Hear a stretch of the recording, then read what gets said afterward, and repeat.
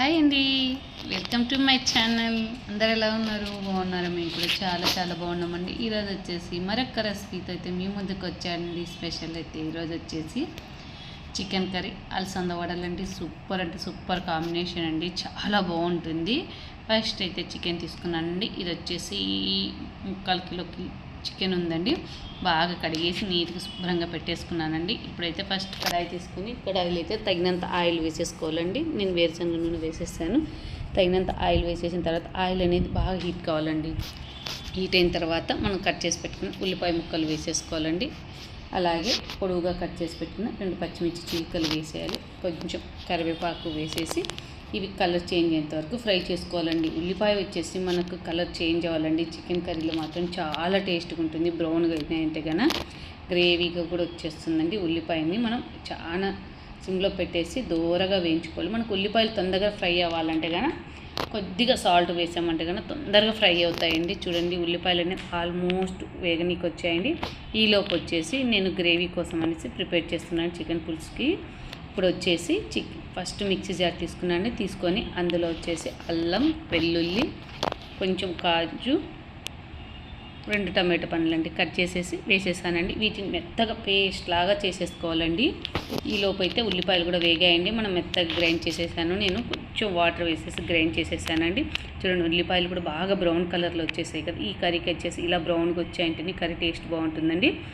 చూడండి, టమాటాలు మనం అలాగే వెల్లుల్లి అన్నీ వేసేసి గ్రైండ్ చేసుకున్నాం కదా, ఆ పేస్ట్ కూడా వేసేయాలండి.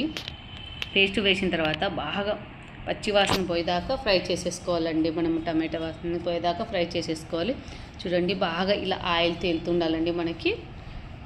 ఇప్పుడైతే బాగా ఉడికినట్టండి మనకి. ఈ టైంలో వచ్చేసి బాగా కలిపెట్టుకున్నాం కదండి, బాగా ఉడికింది. ఉడికిన తర్వాత వచ్చేసి పసుపు వేసేసుకోవాలండి. కొంచెం ఒక హాఫ్ స్పూన్ దాకా అయితే పసుపు వేసేసుకోవాలి. పసుపు వేసిన తర్వాత ఒక్కసారి కలిపేసి ఇప్పుడు మనం కడిగి పెట్టుకున్న చికెన్ ముక్కలు వేసేసుకోవాలండి. అన్నీ మొత్తం మనం ఈ గ్రేవీలో బాగా పట్టించాలండి. చికెన్ ముక్కలకి అంతా ఈ గ్రేవీ అనేది బాగా పట్టుకోవాలి. మొత్తం అంతా మసాలా అనేది పట్టేస్తుంది మనకి. టైంలో టేస్ట్కి సరిపడా సాల్ట్ యాడ్ చేస్తున్నాను. నేను వచ్చేసి గల్లుప్పే వాడతానండి వంటలలో ఎక్కువ శాతము. ఉప్పు వేసిన తర్వాత బాగా కలుపుకోవాలండి. మనకి మసాలా పట్టేంత దాకా అయితే బాగా కలిపేసి మనం ఉడికినివ్వాలండి. కొంచెం ఉడికితే కన్నా మనకి వాటర్ అనేది పైకి వస్తుంది కదా, ఇప్పుడు కొంచెం కారం అనేది యాడ్ చేసేసుకుందాము. ఇప్పుడు బాగా కలుపుకోవాలండి.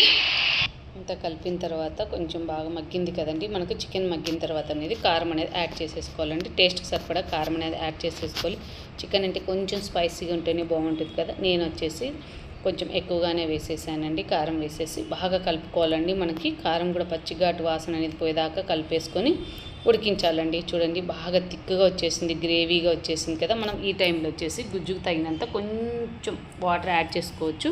నేనైతే ఫస్ట్ మూత పెట్టేసి ఉడికిస్తున్నానండి. కొంచెం వాటర్ అనేది యాడ్ చేసేసాను. వాటర్ యాడ్ చేసిన తర్వాత మూత పెట్టేసాను. చూడండి ఎంత థిక్గా వచ్చేసిందో మనకి. అలా మిక్సీ పట్టి వేయడం వల్ల టేస్ట్ అనేది చాలా బాగుంటుందండి కర్రీ. ఒకసారి చికెన్ కర్రీ ఇలా ట్రై చేయండి. చాలా అంటే చాలా బాగుంది మనకి. ఇది వచ్చేసి రోటీలకి, చపాతీలకి, దాంట్లోకి సూపర్గా ఉంటుందండి.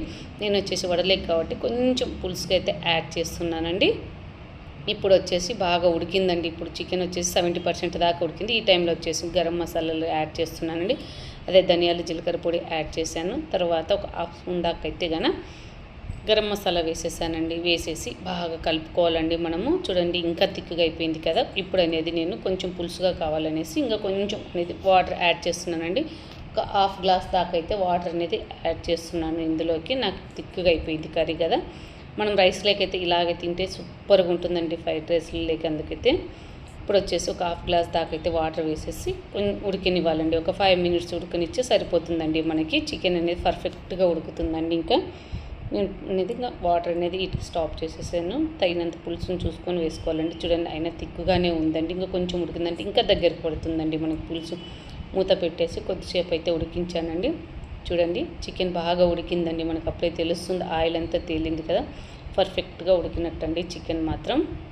చాలా సాఫ్ట్గా ఉడికిందండి చికెన్. ఈ టైంలో ఫైనల్ వచ్చేసి నేనైతే కొత్తిమీర యాడ్ చేసేసానండి. అంతేనండి, టేస్ట్ చికెన్ కర్రీ అయితే రెడీ అయిపోయిందండి. ఇది వచ్చేసి అలసంద వడలేకైతే సూపర్గా ఉంటుందండి. థిక్నెస్ గ్రేవీతో చాలా అంటే చాలా బాగుంటుంది. తప్పకుండా ఒకసారి ట్రై చేయండి. నేను ఇందులో కాంబినేషన్గా వచ్చేసి అలసంద వడలు ప్రిపేర్ చేస్తున్నాను కదండి. అందుకనేసి నేనైతే ఫస్ట్ అలసందలండి, బ్యాళ్ళు కాదు, ఇవి వచ్చేసి అలసందలే నానబెట్టుకున్నానండి. ఉదయమే నేను ఆఫ్టర్నూన్ కనేసి ఉదయాన్నే నానబెట్టేసుకున్నానండి. అలసందలు ఇవి ఎర్ర అలసందలు నాటువి ఉదయాన్నే నానబెట్టానండి. ఒక 4 hours 5 hours నానాయంటే మనకు బాగా నానతాయండి. ఇప్పుడు వచ్చేసి వాటిని కడిగేసి మిక్సీ జార్ తీసుకొని మిక్సీ జార్లో అయితే అలసందలు వేసేసానండి. అలసందలు అన్నీ వేసేసి మనకు దీనికి వచ్చేసి కొంచెం స్పైసీగా ఉండాలి కాబట్టి నేను అనేది ఇందులో పచ్చిమిర్చి యాడ్ చేశాను. అలాగే సన్నగా కట్ చేసి పెట్టిన ఉల్లిపాయ ముక్కలు యాడ్ చేశాను. కొంచెం అల్లము వెల్లుల్లి వేసేసి గ్రైండ్ చేసేసుకోవాలి. వాటర్ ఏం వాడకూడదండి, వాటర్ లేకుండానే గ్రైండ్ చేసుకోవాలండి. అప్పుడు అలసంద వడలు టేస్ట్ చాలా బాగుంటాయండి. చూడండి మొత్తం ఈ విధంగా వచ్చింది. ఇవి రెడ్గా వచ్చాయండి. అలసందలు ఎర్రవి కాబట్టి కొంచెం ఎర్రగా వచ్చాయి. అదే అలసంద బ్యాలతో చేస్తే కానీ వేరే విధంగా వస్తాయండి వడలు మాత్రం. ఇంకా పొట్టు నేను ఏం తీయలేదండి, పొట్టుతో సహా చేస్తున్నానండి. పొట్టు తింటేనే మనకి ఆరోగ్యానికి చాలా మంచిదండి. పొట్టు తినడం వల్ల మనకి ఫైబర్ ఎక్కువ ఉంటుంది పొట్టులో. అందుకనేసి నేను పొట్టుతోనే డైరెక్ట్ చేసేసాను. ఇప్పుడు వచ్చేసి ఒక బౌల్లో తీసేసుకున్నానండి. అంత తీసుకున్న తర్వాత టేస్ట్కి సరిపడా సాల్ట్ యాడ్ చేశాను. అలాగే కొంచెం వంట సోడా వేసానండి. వంట సోడా వేసిన తర్వాత తరిగిన కొత్తిమీర వేసేసి బాగా కలుపుకోవాలండి. మనము కలిపి ఒక 5 minutes వదిలేయాలండి. బాగా కలపాలండి. వడ ఈ టైంలోనే మనకి బాగా నురుగా వచ్చేస్తుంది, బాగా వస్తుందండి.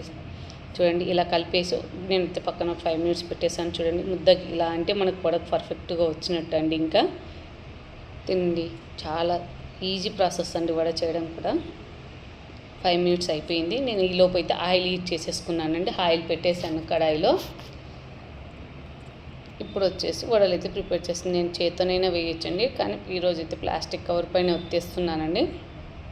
ఇలా కవర్ తడి చేసేసుకున్నాను. చేతికి కవర్కి అలాగే తడి చేసేసి ఇలా వడలాగైతే ప్రెస్ చేసేసి హోల్ పెట్టేసి ఆయిల్ వేసేయడమేనండి. ఆయిల్ హీట్ అయిన తర్వాత మనం హై ఫ్లేమ్లో పెట్టుకోకూడదండి, సిమ్లో పెట్టేసే వడలు అనేది ఫ్రై చేసేసుకోవాలండి.